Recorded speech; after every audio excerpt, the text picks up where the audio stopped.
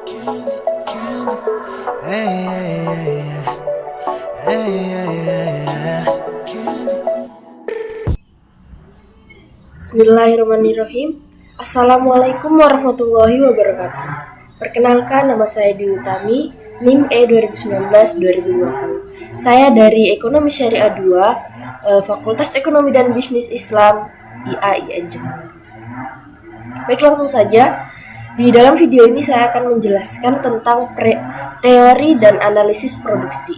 Nah, pada umumnya sendiri yaitu produksi merupakan mata rantai dari konsumsi, yaitu yang menyediakan barang dan jasa yang merupakan sebuah kebutuhan dari konsumen. Sebagai produsen dan konsumen bertujuan untuk memperoleh maslahah maksimum dalam aktivitasnya. Sehingga produsen dalam perspektif ekonomi Islam, bukanlah seorang yang memburu laba maksimal atau mengejar suatu keuntungan yang maksimal, melainkan pemburu maslahah atau mengejar suatu maslahah. Ekspresi maslahah dalam kegiatan produksi adalah keuntungan dan keberkahan, sehingga produsen akan menentukan kombinasi antara berkah dan keuntungan yang memberikan maslahah maksimal. Oleh karena itu, tujuan produsen bukan hanyalah laba, maka pertimbangan produsen juga bukan semata pada hal yang bersifat sumber daya yang memiliki hubungan teknis atau memiliki hubungan teknis dan output, namun juga pertimbangan kandungan keberkahan atau non teknis yang ada pada sumber daya maupun output tersebut. Nah, baik, kemudian yang pertama yaitu atribut fisik dan nilai dalam produk. Sebuah produk yang dihasilkan oleh produsen menjadi berharga atau bernilai bukan semata karena adanya berbagai atribut fisik dalam produk tersebut, namun juga karena adanya nilai yang mana dianggap berharga bagi konsumen. Nah, atribut fisik yang melekat pada suatu barang, misalnya pada bahan baku pembuatannya, kualitas keawatan barang tersebut, bentuk atau desain barang yang diproduksi tersebut, dan lain-lain. Nah, atribut fisik suatu barang pada esensinya itu menentukan peran fungsional bagi barang tersebut dalam memenuhi kebutuhan konsumen. Ketika atribut fisik suatu barang pada dasarnya itu bersifat objektif dapat diperbandingkan satu sama lain. Tetapi nilai yang melekat pada suatu barang bernilai subjektif. Dalam pandangan ekonomi Islam produk juga merupakan kombinasi dari atribut fisik dan nilai. Nah, konsep ekonomi Islam tentang atribut fisik suatu barang mungkin tidak berbeda dengan pandangan pada umumnya. Tetapi konsep ini yang harus ada dalam setiap barang adalah nilai-nilai keislaman. Jadi dijelaskan bahwa suatu produk harus memiliki atribut fisik sekaligus berkah agar membawa kemaslahatan. Dengan cara pandang seperti ini, maka kuantitas produksi dapat diekspresikan seperti QN sama dengan QF ditambah QB, yang mana QM adalah barang yang memiliki maslahah dan QF adalah atribut fisik barang. Kemudian QB yang adalah berkah barang tersebut. Yang kedua yaitu input produksi dan berkah. Kegiatan produksi membutuhkan berbagai jenis sumber daya ekonomi yang lazim, disebut input atau faktor produksi, yaitu segala hal yang menjadi masukan secara langsung maupun tidak langsung dalam proses produksi. Nah, contohnya itu di sebuah resto yang memproduksi kue, contohnya kue donat, tidak bisa dibuat hanya dengan menyediakan sebuah bahan baku saja, seperti tepung, terigu, mentega, telur, dan lain-lain, atau hanya menyediakan tenaga kerja atau kokinya, atau hanya dengan perusahaan resto saja. Tetapi merupakan hasil dari kombinasi antara berbagai faktor produksi sebagai input produksi. Nah, kue donat tersebut juga tidak dapat langsung dinikmati oleh konsumen, melainkan melalui distributor atau yang menjual donat tersebut, produk tersebut. Nah, demikian pula dengan barang-barang hasil produk yang yang nampaknya sederhana dan bernilai rendah, misalnya kancing baju. Sesungguhnya kancing baju tersebut juga membutuhkan proses yang panjang dalam melibatkan berbagai faktor produksi untuk menghasilkan suatu kancing baju tersebut. Nah, pada dasarnya faktor produksi atau input ini secara garis besarnya dapat diklasifikasikan itu menjadi dua jenis, yaitu input manusia, yaitu human input, dan input non human input, yang mana termaksud dalam input manusia adalah tenaga kerja atau buruh dan wirausaha, sementara yang termaksud dalam non manusia itu sumber daya alam atau kapital, mesin, atau alat-alat yang digunakan untuk memproduksi suatu barang tersebut, dan gedung dan input fisik lainnya lah. Nah, di sini ada pengkategorian input menjadi input manusia dan non input manusia. Nah, ini setidaknya dilandasi oleh dua alasan, yaitu yang pertama, manusia adalah faktor yang memiliki peran paling penting dalam keseluruhan faktor produksi. Manusia dapat dikatakan sebagai faktor produksi yang utama, sementara non-input itu adalah input pendukung, yang mana manusialah yang memiliki inisiatif atau ide mengorganisir atau memproses dalam memimpin suatu faktor produksi hingga menjadi barang atau jasa yang bermanfaat untuk memenuhi kebutuhan konsumen. Yang kedua, yaitu manusia adalah makhluk hidup yang tentu saja memiliki berbagai karakteristik. Nah, yang berbeda dengan faktor produksi lainnya, manusia adalah ciptaan Allah yang diberikan kedudukan yang paling mulia di antara makhluk-makhluk lainnya, sekaligus memiliki berbagai karakteristik yang berbeda dengan makhluk-makhluk hidup lainnya atau makhluk yang tak hidup. Nah, manusia tentu tidak disamakan dengan sumber daya alam, gedung, uang, ataupun faktor produksi fisik lainnya. Nah, secara umum, sumber daya non-manusia itu dapat diperdagangkan sesuai dengan mekanisme pasar, tetapi tidak demikian dengan manusia. Nah, manusia ini bukan barang karena juga tidak dapat diperlakukan seperti barang.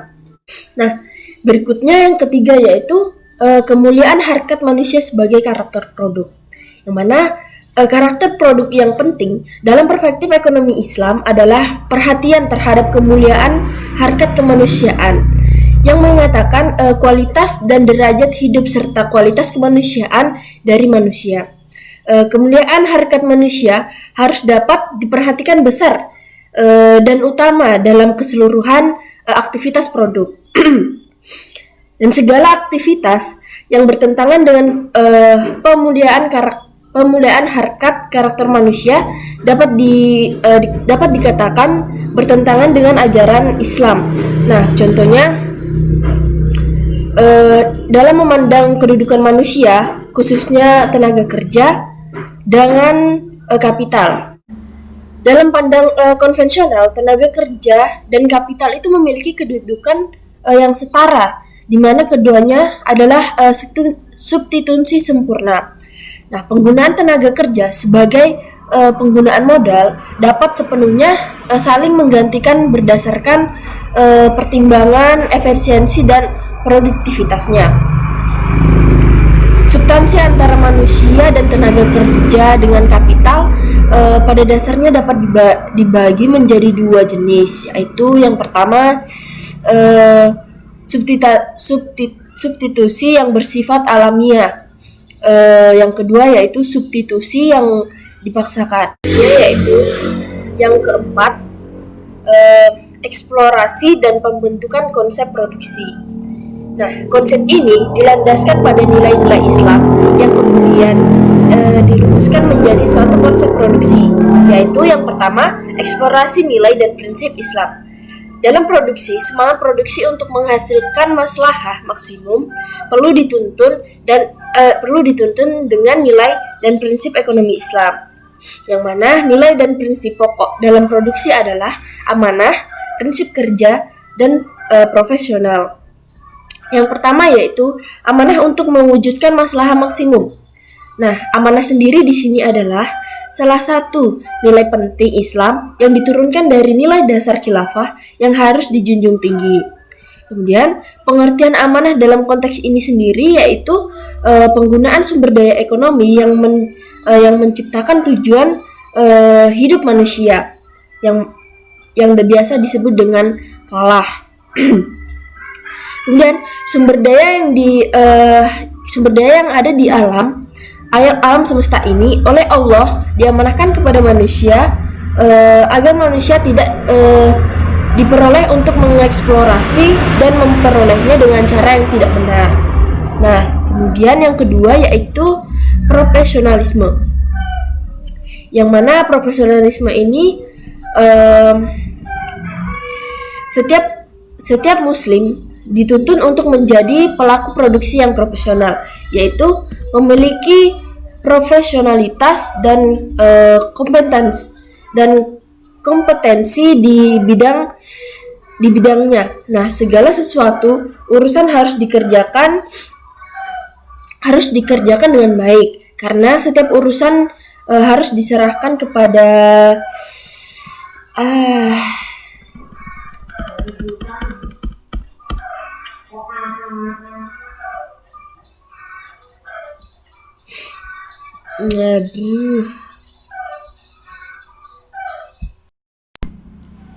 yang kedua yaitu profesionalisme. Setiap muslim dituntun untuk menjadi perilaku produsen yang profesional, yaitu memiliki profesionalitas dan kompetensi di bidangnya. Segala sesuatu urusan harus dikerjakan dengan baik, karena setiap urusan harus diserahkan kepada ahlinya. Hingga hal ini memberikan implikasi bahwa setiap pelaku produksi Islam harus mempunyai keahlian standar untuk bisa melaksanakan kegiatan produksi. Nah, implikasi ini lebih jauh halnya adalah bahwasanya produsen harus mempersiapkan karyawan agar memenuhi standar maksimum yang diperlukan untuk melaksanakan kegiatan produksi. Kemudian yang ketiga yaitu pembelajaran sepanjang waktu untuk efisiensi.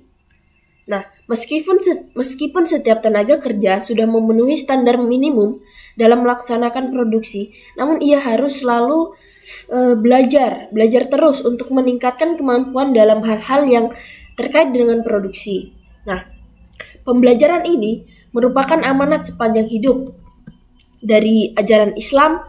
Artinya bahwa setiap agen muslim perlu terus-menerus belajar dengan produksi teknologi yang konstan.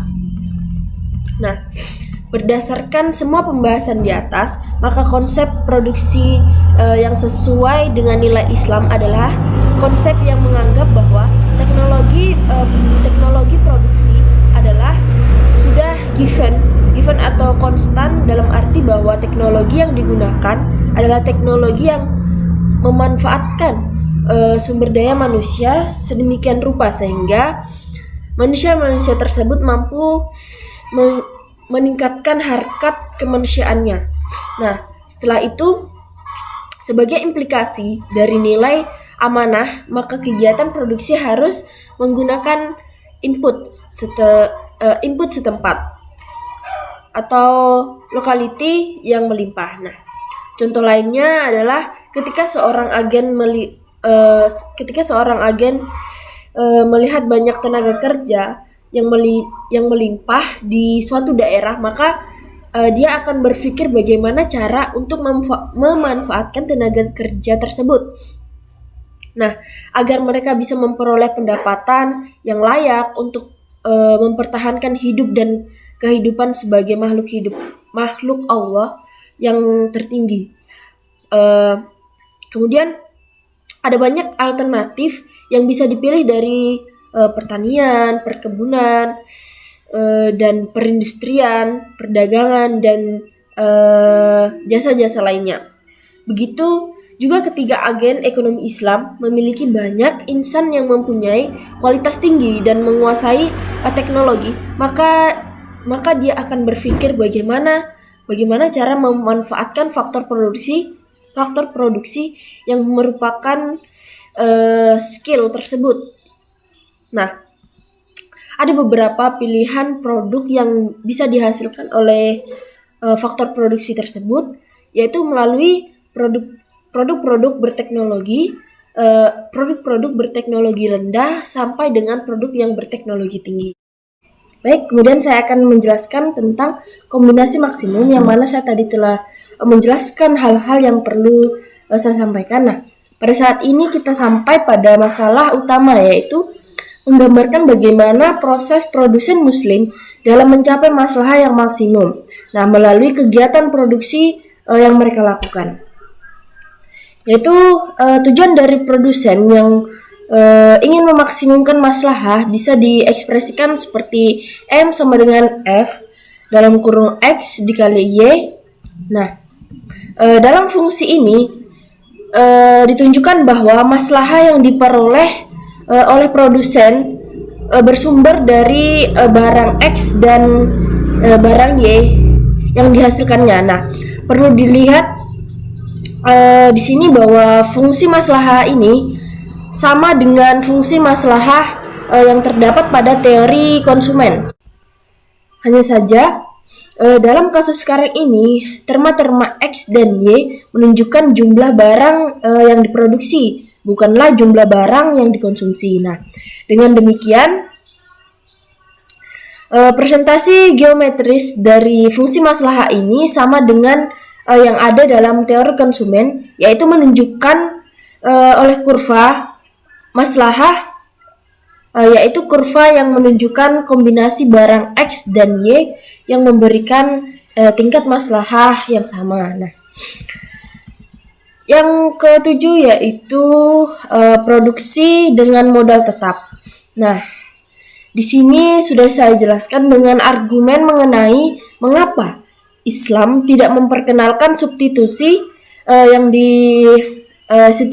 dipaksakan antara modal dan manusia atau tenaga kerja. Sebagai implikasi dari hal ini, maka di sini akan dieksplorasi lebih jauh mengenai teknologi yang berproduksi yang memposisikan modal sebagai input atau manusia sebagai tenaga kerja seperti input variable. Nah, di sini ada beberapa fungsi, yaitu fungsi produksi yang pertama. Nah, yang kedua yaitu produktivitas rata-rata. Yang kedua marginal physical product of input dalam Islam. Nah, marginal physical product dalam Islam ini adalah kenaikan jumlah output fisik sebagai akibat dari adanya kenaikan salah satu input fisik. Nah, sementara jumlah input fisik lainnya adalah konstan. Ya, yang pertama yaitu menyebabkan perubahan marginal physical product of input. Nah, yang kedua menurunkan marginal physical product. Nah, yang ketiga, yang terakhir yaitu hubungan antara produktivitas rata-rata dan produktivitas marginal. Nah, mungkin itu saja penjelasan saya tentang teori dan analisis produk. Kurang dan lebihnya mohon dimaafkan. Wassalamualaikum warahmatullahi wabarakatuh.